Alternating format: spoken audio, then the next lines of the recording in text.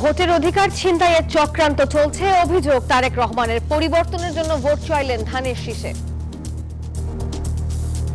বাংলাদেশের জনগণকে তাদের প্রাপ্য অধিকার থেকে বিগত দিনগুলোতে বঞ্চিত করেছে এবং অতীতে বিএনপি যতবার দেশ পরিচালনা করেছে, বিএনপি প্রমাণ করে রেখেছে যে এই দুটো বিষয় একমাত্র বিএনপি সফলভাবে করতে পারে।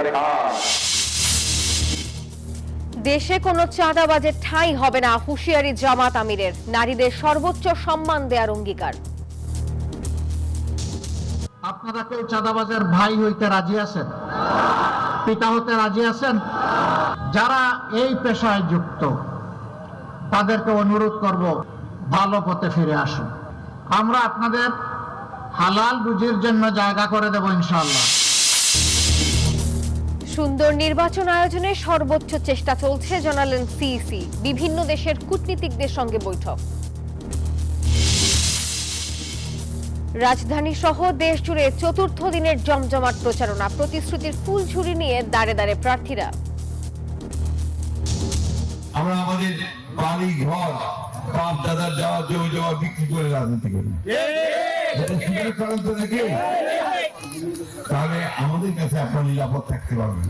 পরিকল্পনা রয়েছে, সেই পরিকল্পনার এক নম্বরই রয়েছে স্থায়ী পুনর্বাসন এবং আমার এই মানুষগুলোকে নিরাপত্তা এবং সামাজিক মর্যাদা প্রদান করা। আমরাও আশা করি যে অনেক দিন পরে বাংলাদেশে একটি সুষ্ঠু ইলেকশন হতে যাচ্ছে। সিইসির বিরুদ্ধে আদালত অবমাননার অভিযোগ, কেন শাস্তিমূলক ব্যবস্থা নয় জানতে চেয়ে হাইকোর্টের রুল। চীনের সঙ্গে চুক্তি করলে 100% শুল্ক, কানাডাকে ট্রাম্পের হুমকি, দুই দেশের সম্পর্কে নতুন শঙ্কার মেঘ। এবং সাফ নারী ফুটসালে অপরাজিত চ্যাম্পিয়ন বাংলাদেশ, মালদ্বীপকে হারালো 14-2 গোলে। সাবিনা ও লিপির হ্যাটট্রিক। স্বাগত নিউজ 24 সংবাদে। পুরো সংবাদে আপনাদের সাথে আছি আমি নাফিসা হক। দেখছিলেন বিআরবি কেবল সংবাদ শিরোনামগুলো। চলে যাব পুরো খবরে।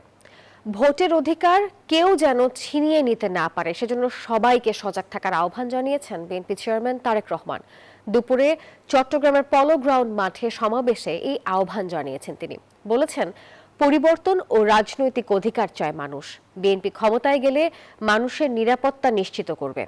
তারেক রহমান আরও বলেছেন, সব ধর্মের মানুষকে নিয়ে দেশ গড়তে চায় বিএনপি। সমাবেশ শুরুর আগেই কানায় কানায় পূর্ণ হয়ে যায় ঐতিহাসিক পলো গ্রাউন্ড মাঠ। চট্টগ্রাম জেলার 16টি সংসদীয় আসন থেকে আসা লাখ লাখ নেতাকর্মী শুভেচ্ছা জানান বিএনপির প্রাণভোমরাকে।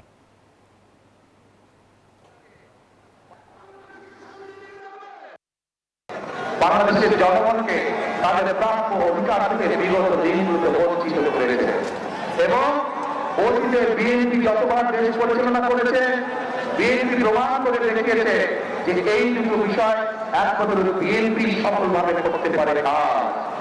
কি সেই বিষয়গুলো? সেই বিষয়গুলো হচ্ছে এক, মানুষের নিরাপত্তা,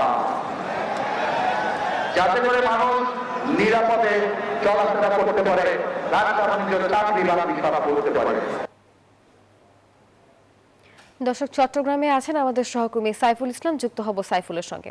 সাইফুল, জানাবেন, কিছুক্ষণ আগেই আসলে আমরা দেখছিলাম চট্টগ্রাম পলো গ্রাউন্ড মাঠে সমাবেশের কিছু চিত্র। এবারে জানাবেন, এছাড়াও বিএনপি চেয়ারম্যানের আজ আর কি কি কর্মসূচি রয়েছে?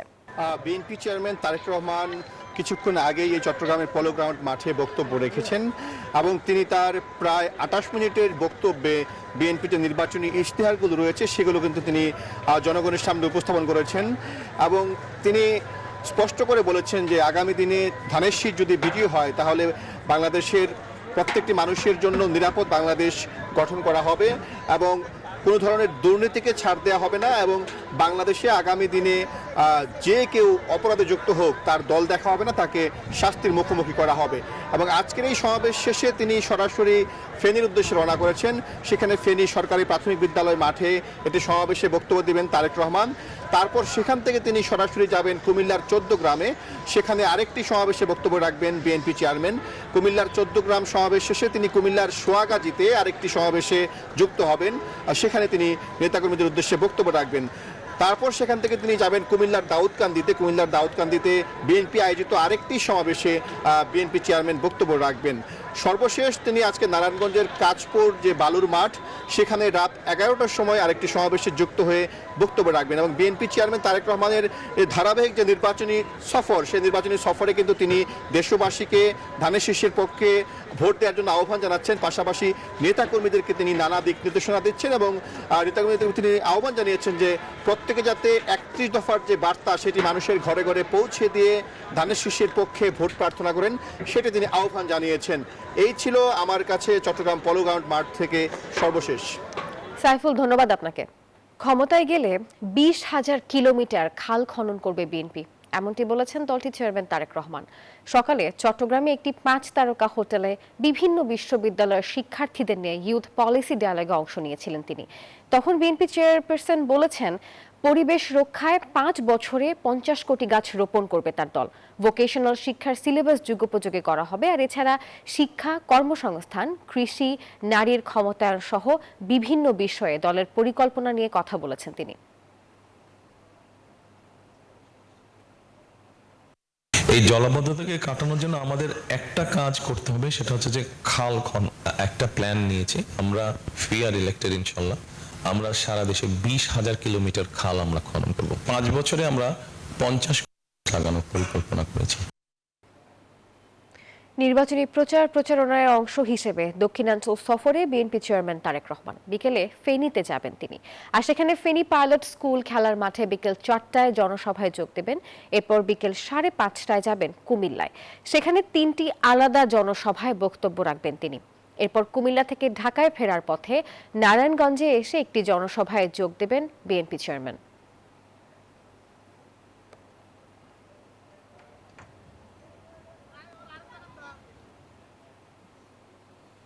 দর্শক, এবারে আমরা যাব ফেনীতে, যুক্ত হবেন আমাদের সহকর্মী ইয়াসিন সুমন। ইয়াসিন, জানাবেন ফেনীতে বিএনপি প্রধানের সমাবেশ ঘিরে এখনকার কি চিত্র দেখছেন, নেতাকর্মীরা আসতে শুরু করেছে কিনা, বিস্তারিত। এখানে আজকে বিকেল 4টায় বিএনপির চেয়ারম্যান তারেক রহমান এখানে বক্তব্য রাখবেন প্রধান অতিথি হিসাবে। এখানে আজকে ফেনীতে 2006-এ তারেক রহমান এখানে এসেছিলেন একটি সামাজিক অনুষ্ঠানে, তারপরে 20 বছর পরে আজকে এখানে প্রধান অতিথি হিসাবে আজকে বক্তব্য রাখবেন। এই নিয়ে ফেনীর নেতাকর্মীদের মধ্যে উৎসাহ উদ্দীপনা বিরাজ করতেছে, কারণ এখানে খালেদা জিয়ার প্রত্যেক নির্বাচন হওয়ার কারণে বিগত ফ্যাসিস্ট সরকারের সময় এখানে মামলা হামলায় জর্জরিত ছিল নেতাকর্মীরা, যার কারণে আজকে তারেক রহমান আসার কারণে তারা আজকে উজ্জীবিত। এখানে 4টায় সমাবেশ হওয়ার কথা রয়েছে এবং সেই অনুযায়ী আজকে বিভিন্ন জেলার বিভিন্ন স্থান থেকে এখানে নেতাকর্মী আসতে শুরু করেছে। এখানে সকাল থেকে আইন শৃঙ্খলা রক্ষাকারী বাহিনীর সদস্যরা এখানে বিভিন্নভাবে মহড়া দিয়েছিল, এখনো দিচ্ছে, এবং নেতাকর্মীরা আজকে এখানে কানায় কানায় পূর্ণ হবে এবং এই মাঠ ভরপুর হয়ে আশপাশের রাস্তাতেও এখানে নেতাকর্মীরা অবস্থান নেবেন বলে এখানে জেলা বিএনপি নেতৃবৃন্দ জানিয়েছেন। এবং আজকের সমাবেশে থেকে তারেক জিয়া ফেনীর নেতাকর্মীদের উদ্দেশ্যে দিক নির্দেশমূলক বক্তব্য দিবেন এবং তারা উজ্জীবিত হয়ে সামনে ভোটে তারা কাজ করবেন, এমনটি জানিয়েছেন এখানে স্থানীয় নেতাকর্মীরা। এ ছিল আমার কাছে ফেনী থেকে সর্বশেষ। ইয়াসিন, ধন্যবাদ আপনাকে। জামাতে ইসলামী ক্ষমতায় গেলে দেশে আর কোনো চাঁদাবাজের ঠাঁই হবে না, চাঁদাবাজদের জন্য কর্মসংস্থানের ব্যবস্থা করা হবে, এমনটি বলেছেন জামাতের আমির ডাক্তার শফিকুর রহমান। দুপুরে রাজধানীর কাজলায় নির্বাচনী জনসভায় বক্তব্য রাখেন তিনি। বলেন, জীবন দিয়ে হলেও নারীদের মর্যাদা রক্ষা করা হবে। এদেশের মানুষ বস্তা পচা রাজনীতি আর চায় না, জনগণ মানবিক ফ্যাসিবাদ মুক্ত বাংলাদেশ চায়। 12 ফেব্রুয়ারির গণভোটে হ্যাঁ ভোট দেওয়ার আহ্বানও জানিয়েছেন জামাত আমির। বলেছেন, যুবকদের বাংলাদেশ গড়ার কারিগর হিসেবে গড়ে তুলতে চায় জামাত।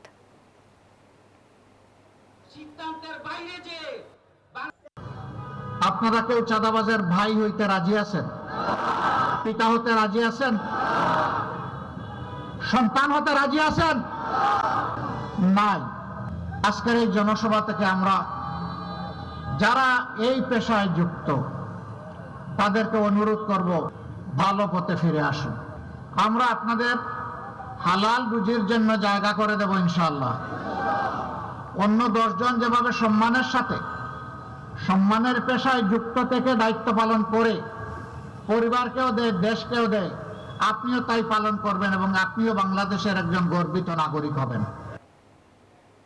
ভোটারদের নিরাপত্তা নিশ্চিত করতে এবং সুন্দর একটি নির্বাচন আয়োজন করতে সর্বোচ্চ চেষ্টা করেছে কমিশন, জানিয়েছেন সিইসি এএমএম নাসির উদ্দিন। সকালে রাজধানীর একটি 5 তারকা হোটেলে বিভিন্ন দেশের কূটনীতিকদের সঙ্গে বৈঠক শেষে এই কথা জানিয়েছেন তিনি। পুরোটা আমরা ব্রিফ করেছি, তারা দে আর ভেরি হ্যাপি। আমরা চাই যে একটা মোস্ট ট্রান্সপারেন্ট একটা ইলেকশন, ক্রেডিবল একটা ইলেকশন, আমাদের যে ফোকাসটা একটা সুন্দর নির্বাচন উপহার দেওয়া, এ ব্যাপারে তারা বুঝতে পেরেছেন এবং তারা খুবই সন্তুষ্টি প্রকাশ করেছেন আমাদের প্রস্তুতি নিয়ে এবং আমাদের সদিচ্ছা নিয়ে এবং আমাদের ফিউচার যে প্ল্যান প্রোগ্রাম এগুলো নিয়ে। সাংবাদিকদের সুরক্ষায় শুধু সরকারের সমালোচনা করলেই হবে না, এক্ষেত্রে সাংবাদিক সংগঠনগুলোর যথেষ্ট গাফিলতি রয়েছে, মন্তব্য করেছেন প্রধান উপদেষ্টা প্রেস সচিব শফিকুল আলম। সকালে ঢাকা রিপোর্টার্স ইউনিটি মিলনায়তনে এক অনুষ্ঠানে কথা বলেছেন তিনি। সাংবাদিকদের আইনি সুরক্ষা দিতে ইউনেস্কো সমষ্টি ও ঢাকা রিপোর্টার্স ইউনিটির যৌথ উদ্যোগ নেওয়া হয়েছে। এই বিষয়ে অনুষ্ঠিত সভায় সাংবাদিকদের কর্মক্ষেত্রে প্রতিবন্ধকতা নিয়ে কথা বলেন শফিকুল আলম। অনুষ্ঠানে ইউনেস্কো সমষ্টি এবং ডিআরইউ এর প্রতিনিধিরা উপস্থিত ছিলেন।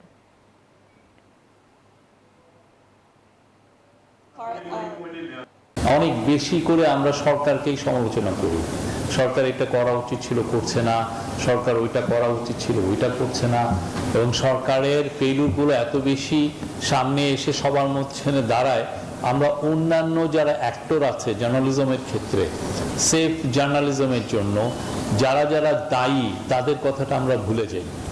এই ভুলাটা উচিত না।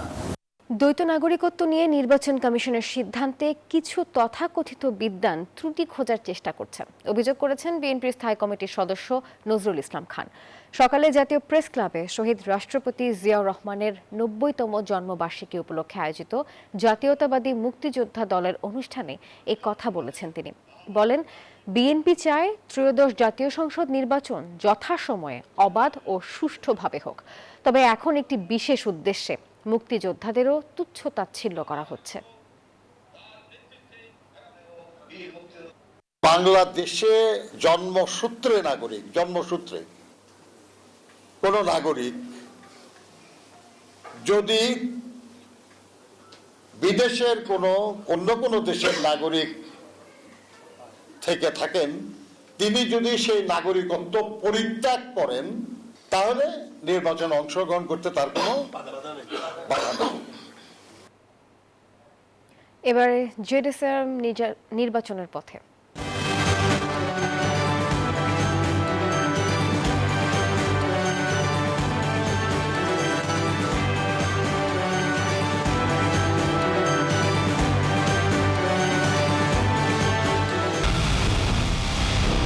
পুরো দেশের মুখে হাসি ফোটাতে নিজেকে হতে হয় স্ট্রং আর মনোবল হতে হয় স্পার্ক জিরো। জেরুসালেম 25 বছরের পথ চলায় নিরাপদে রাখার প্রত্যয়ে। বিএনপির কেউ আওয়ামী লীগের মতো দুর্বৃত্তায়নে জড়িত হলে কঠোর ব্যবস্থা নেওয়া হবে, হুঁশিয়ারি জানিয়েছেন বিএনপি মহাসচিব মির্জা ফখরুল ইসলাম আলমগীর। সকালে ঠাকুরগাঁও শহরের বরুণাগাঁও মাদ্রাসা মাঠে নির্বাচনী গণসংযোগে যোগ দিয়েছেন তিনি। বলেন, তারেক রহমান সঠিকভাবে দেশকে নেতৃত্ব দিয়ে এগিয়ে নিয়ে যেতে পারবেন।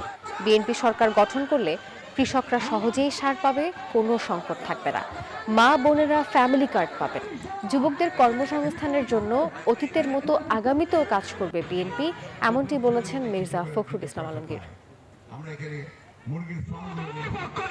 আমরা আমাদের বাড়ি ঘর বাপ দাদার যাওয়া জমি জমা বিক্রি করে রাজনীতি করি, তাহলে আমাদের কাছে আপনারা নিরাপদ থাকতে পারবেন। আমরা অন্তত আপনাদের আমানত নিয়ে খেয়ানত করব না। রাজধানীর ঢাকা 16 আসনে গণসংযোগ করেছেন বিএনপি মনোনীত প্রার্থী ও জাতীয় ফুটবল দলের সাবেক অধিনায়ক আমিনুল হক। সকালে মিরপুরের বাউনিয়াবাদ এলাকায় প্রচারে নামেন তিনি। ধানের শীষ প্রতীকে ভোট চেয়ে স্থানীয়দের সঙ্গে কথা বলেন এবং লিফলেট বিতরণ করেন। আমিনুল হক বলেন, জলাবদ্ধতা ও আবাসন উচ্ছেদ এই এলাকার বড় সমস্যা। নির্বাচিত হলে সবার আগে এসব নিরসনে কাজ করা হবে। মাদকের বিরুদ্ধে জিরো টলারেন্স নীতির কথাও তিনি তুলে ধরেছেন।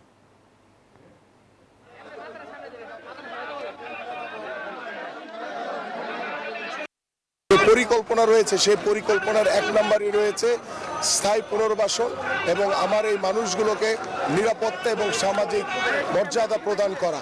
পাশাপাশি এই এলাকার আরেকটি বড় সমস্যা রয়েছে, সেটা হচ্ছে জলাবদ্ধতা, এবং সেই জলাবদ্ধতা নিরসনের জন্য ইতিমধ্যে আমি সংশ্লিষ্ট কর্তৃপক্ষের সাথে কথা বলেছি। আল্লাহ যদি আমাকে আগামী নির্বাচনে কবুল করে, আমরা চেষ্টা করব এই জলাবদ্ধতা নিরসনের জন্য কোন কোন প্রক্রিয়ায় আমরা এই সমাধানগুলো করতে পারি সেই বিষয়গুলো নিয়ে আমরা কাজ করছি। প্রতিপক্ষের বিরুদ্ধে নির্বাচনী আচরণবিধি লঙ্ঘনের অভিযোগ করেছেন ঢাকা ৮ আসনের এনসিপি প্রার্থী নাসির উদ্দিন পাটোয়ারি।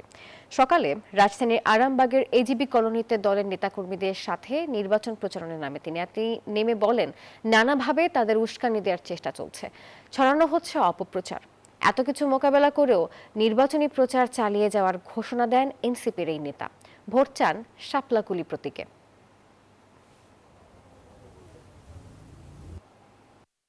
আমরাও আশা করি যে অনেক দিন পরে বাংলাদেশে একটি সুষ্ঠু ইলেকশন হতে যাচ্ছে, কিন্তু লেভেল প্লেয়িং ফিল্ড আমরা মাঠে নেমে যেটা দেখেছি এটা নেই। আসলে আপনি কয়টা বিলবোর্ড লাগাইতে পারবেন সেটা নিয়ম আছে যে 20টা, কিন্তু আমাদের যারা ভাইরা রয়েছেন ওদের যদি হিসাব করে দেখেন কত শত, এটা আপনি হিসাব করে পারবেন না। ফলত এটা কিন্তু প্রচারের ক্ষেত্রে লেভেল প্লেয়িং ফিল্ড না। রাজধানী ঢাকা 14 সংসদীয় আসনে নির্বাচনী প্রচার চালিয়েছেন বিএনপি মনোনীত প্রার্থী ইঞ্জিনিয়ার সঞ্জিদা ইসলাম তুলি। রবিবার সকালে তিনি সাভারের কাউন্দিয়া ইউনিয়নের বিভিন্ন এলাকায় মানুষের সঙ্গে মত বিনিময় করেন। ধানের শীষ প্রতীকে ভোট চেয়ে বিভিন্ন গ্রামে গণসংযোগ চালান তিনি। বলেন, এলাকায় চলাচলের ব্রিজ ও সঠিক ড্রেনেজ ব্যবস্থার সংকট রয়েছে। নির্বাচিত হলে সবার আগে এসব সমস্যা সমাধানে তিনি কাজ করবেন। আরও বলেছেন, সবুজ, পরিচ্ছন্ন ও নিরাপদ ঢাকা গড়ার অঙ্গীকার তার রয়েছে।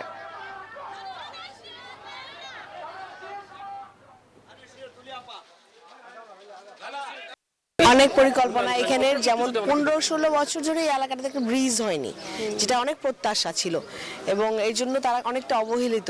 এই জনপদ খুব কাছে থাকার পরেও তাদেরকে যথাযথ চিকিৎসার জন্য শহরে যেতে হয় এবং নৌকা দিয়ে পার হয়ে যেতে হয়। তো ইমার্জেন্সি লেভেল দেখা যায় অনেক বিপদের সম্মুখীনও তারা হচ্ছে। এবং এই ব্রিজগুলোর পাশাপাশি কিন্তু স্বাস্থ্য কমপ্লেক্স নাই কোনো, যে স্বাস্থ্যসেবা তাদের নাগালের মধ্যে আনার জন্য। শিক্ষা প্রতিষ্ঠানগুলো একেবারে অপ্রতুল, এবং যেগুলো আছে এগুলোর মান আসলে একেবারেই নিম্নমান, যেগুলোকে অনেক অনেক বেশি উন্নত করা দরকার। শিক্ষা প্রতিষ্ঠানের সংখ্যা বাড়ানো দরকার। আদালতের আদেশ অমান্য করায় প্রধান নির্বাচন কমিশনার এএমএম নাসির উদ্দিনের বিরুদ্ধে কেন শাস্তিমূলক ব্যবস্থা গ্রহণ করা হবে না তা জানতে চেয়ে রুল জারি করেছেন হাইকোর্ট। রবিবার 2 বিচারপতির বেঞ্চ এই রুল জারি করেন। 4 সপ্তাহের মধ্যে রুলের জবাব দিতে বলা হয়েছে।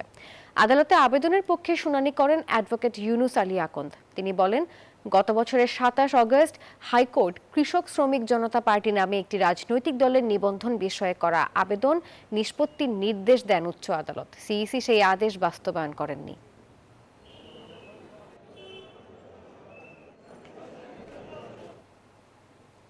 রাজধানীর শাহজালাল বিমানবন্দর এলাকা শব্দ দূষণ মুক্ত করতে পরিবেশ অধিদপ্তর সহ 5 সংস্থার সমন্বয়ে শুরু হলো অভিযান। এই অভিযান পরিচালনার ক্ষমতা দেওয়া হয়েছে ট্রাফিক পুলিশকে। সকালে উদ্বোধন করেন পরিবেশ উপদেষ্টা সৈয়দা রিজওয়ানা হাসান। বলেন, গত বছরও এই অভিযান পরিচালনা করা হয়েছে, তবে সচেতনতার অভাবে শব্দ দূষণ মুক্ত করা যায়নি এই এলাকাটি। তাই পরিবেশ অধিদপ্তরের উদ্যোগে আবারও সমন্বিত অভিযান চলছে, যেখানে 1000 থেকে 10,000 টাকা পর্যন্ত শাস্তির বিধান রাখা হয়েছে। আইন অমান্য করলে জেলেও যেতে হতে পারে। বিধিমালা সরকার প্রণয়ন করেছে, আমাদের মন্ত্রণালয়। ট্রাফিকে কিন্তু একটা বড় তরুণ গোষ্ঠীকে ট্রেনিং দেয়া হয়েছে, যারা এখন officially part of the traffic police. তাদেরকে নিয়ে আসেন, অন্তত এই জায়গাটুকুনকে শব্দ দূষণ হর্ন মুক্ত করেন। অন্তত আপনার এখানে তো শব্দ দূষণ মুক্ত হবে না, তারা আপনার বিমান অবতরণ করবেই, কিন্তু হর্নটা থেকে এইটুকুন জায়গায় যদি আমরা হর্ন মুক্ত করতে না পারি, তাহলে গোটা দেশে এটার একটা বিরূপ প্রভাব পড়বে। রং পার্কিং এর জন্য যেরকম করে ফাইন করে, এখন থেকে শব্দ দূষণের জন্য ওরকম করে ফাইন করবে।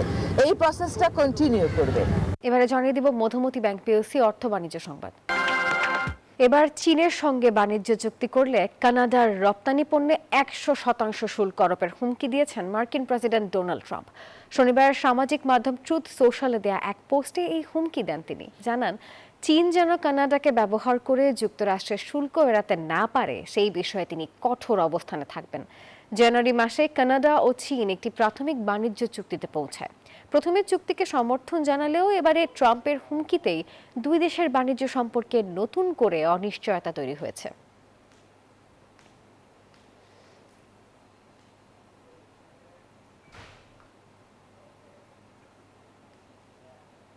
এবারে খেলার সংবাদ।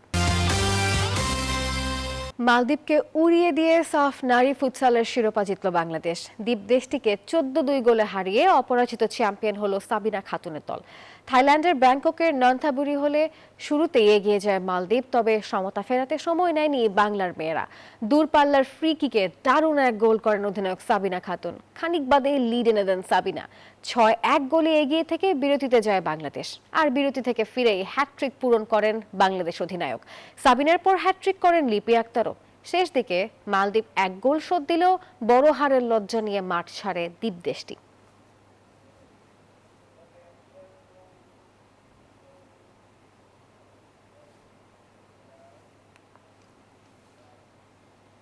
দর্শক, আর এই ছিল নিউজ 24 সংবাদের এখনকার আয়োজনে। এতক্ষণ সঙ্গে থাকার জন্য ধন্যবাদ সবাইকে।